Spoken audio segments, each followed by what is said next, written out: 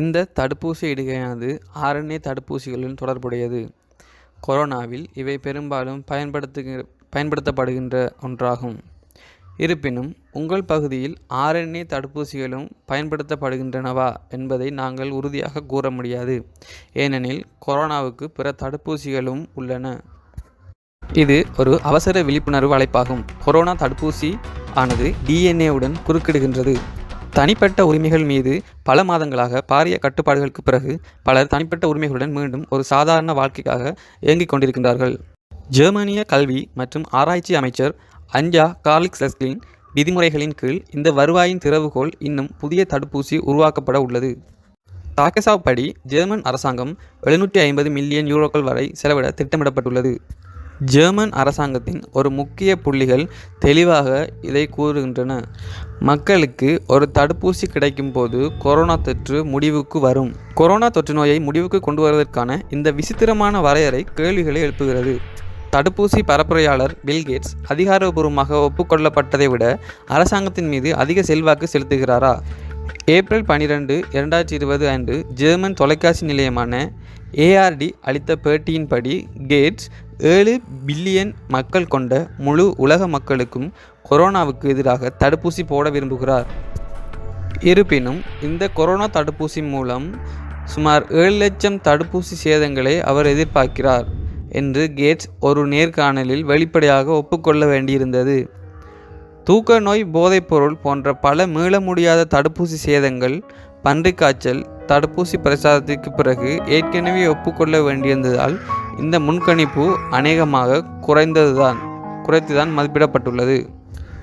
Corona வைரஸ்களுக்கு எதிரான புதிய தடுப்பூசிகளால் இன்னும் பெரிய ஆபத்து ஏற்படக்கூடும் என்று எச்சரிக்கும் ஒரு அவசர விழிப்புணர்வு அழைப்பை இன்று நாங்கள் உங்களுக்கு முன்வைக்கின்றோம். ஏனெனில் இந்த தடுப்பூசிகள் மனித டிஎன்ஏவுடன் நேரடியாக தலையிடுகின்றன. ஆர்என்ஏ தடுப்பூசிகள் என்று அழைக்கப்படுபவை கேட்ஸ் ஏற்கனவே கணித்த சுமார் 7 லட்சம் தடுப்பூசி சேதங்களை விட அதிகமாக ஏற்படக்கூடும். இந்த கவலை அதிக எண்ணிக்கையிலான நிபுணர்களால் உறுதிப்படுத்தப்பட்டுள்ளது. 2 உதாரணங்களையும் நாம் இங்கே கூறலாம். டாக்டர் மேட் வல்ஃப்காங் வாடர்க் ஒரு நுரையீரல் நிபுணர், பல ஆண்டுகளாக பொது சுகாதாரத்துறையின் தலைவர். 1994 முதல் 2009 வரை ஜெர்மன் பண்டஸ்டேக்கின் எஸ்பிடி உறுப்பினர், ஜெர்மன் பண்டஸ்டாக்கின் சுகாதார குழுவின் நீண்டகால தலைவர், பன்றிக் காய்ச்சல் விசாரணை குழுவின் துவக்கி. ஒரு மருத்துவராகவும் மற்றும் சுகாதார அரசியல்வாதியாகவும் அவர் கூறுவது யாதெனில், இந்த தடுப்பூசி போட்ட நபரை அது மரபணு ரீதியாக மாற்றுகின்றது. மரபணு மாற்றப்பட்ட தாவரங்கள் மற்றும் விலங்குகள் பற்றி நாம் வருத்தப்படுகின்றோம். இப்போது அந்த தடுப்பூசிகளால் நாம் மரபணு ரீதியாக மாற்றப்பட உள்ளோம். இப்போது பில்லியன் கணக்கான மக்களுக்கு தடுப்பூசி போடப்பட உள்ளது. இது முற்றிலும் ஒரு பொறுப்பற்ற செயலாகும். நான் மக்களுக்கு பரிந்துரைக்க மட்டுமே முடியும். உங்கள் குழந்தைகளுக்கு இந்த தடுப்பூசியை போட ஒருபோதும் அனுமதிக்காதீர்கள். இவ்வளவு குறுகிய காலத்தில் மிகவும் கவனக்குறைவாக தயாரிக்கப்பட்ட தடுப்பூசியை போடாதீர்கள். இது லாபகரமான ஒரு செயலாகும். பேராசிரியர் டாக்டர் ஸ்டீஃபன் கோஹெட்ஸ் ஒரு ஜெர்மன் விஞ்ஞானி. 2003 தொடக்கம் 2004 வரை பல்கலைக்கழக மருத்துவமனை எப்பென்ஃபார்க் நிறுவனத்தில் பரிசோதனை மற்றும் மருந்தியல் மற்றும் நச்சியல் நிறுவனத்தின் இயக்குனர் ஆவார். மேலும் 2004 முதல் சுயதொழில் செய்து வருகிறார். புதிய ஆர்என்ஏ தடுப்பூசியை அவர் பின்வருமாறு விளக்குகின்றார். இலவச மரபணு பொருள் அங்கிருந்து நேரடியாக நம் களங்களுக்கு கொண்டு வரப்பட வேண்டும்.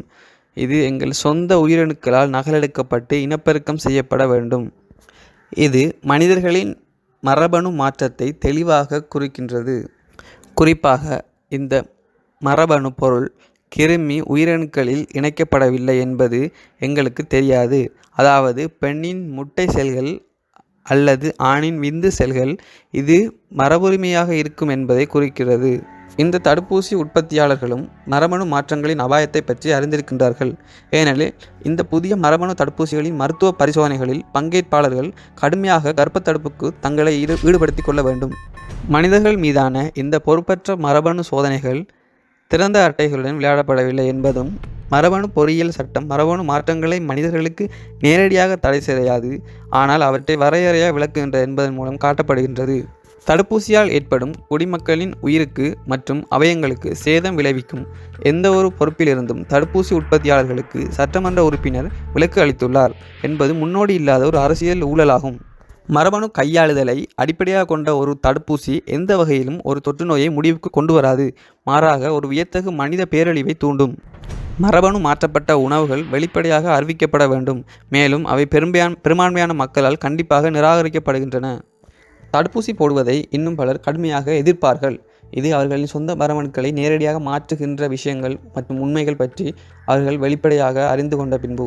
இங்கே ஒரு சிவப்பு கோடு நிச்சயமாக கடக்கப்படுகின்றது. ஏனென்றால் வெகுஜன ஊடகங்கள் தடுப்பூசிகளை பற்றி ஒருபோதும் விமர்சன ரீதியாக புகாரளிக்காததால் மக்கள் சந்தேகத்திற்கு இடமில்லாமல் இருக்கின்றனர். எனவே முக்கியமான கேள்வி என்னவென்றில், இந்த RNA தடுப்பூசியின் அபாயங்கள் குறித்து வெகுஜன ஊடகங்கள் ஏன் மக்களுக்கு விரிவாக தெரிவிக்கவில்லை? இது ஒரு பொறுப்பற்ற ரகசியம் அல்லது திருப்தி மருந்து விளம்பரத்தின் வருவாயால் கூட வாங்கப்பட்டிருக்க முடியுமா? அன்புள்ள பார்வையாளர்கள், அதிக ஆபத்துள்ள இந்த மரபணு தடுப்பூசிக்கு எதிராக மக்கள் உடனடியாக எச்சரிக்கப்பட வேண்டும் என்பதை நீங்கள் ஒப்புக்கொள்வீர்களா? ஆயினும் கூட வெகுஜன ஊடகங்கள் பொறுப்பற்ற முறையில் அமைதியாக இருக்கும்போது சந்தேகத்திற்கு இடமில்லாத மக்களை எச்சரிப்பது யார்?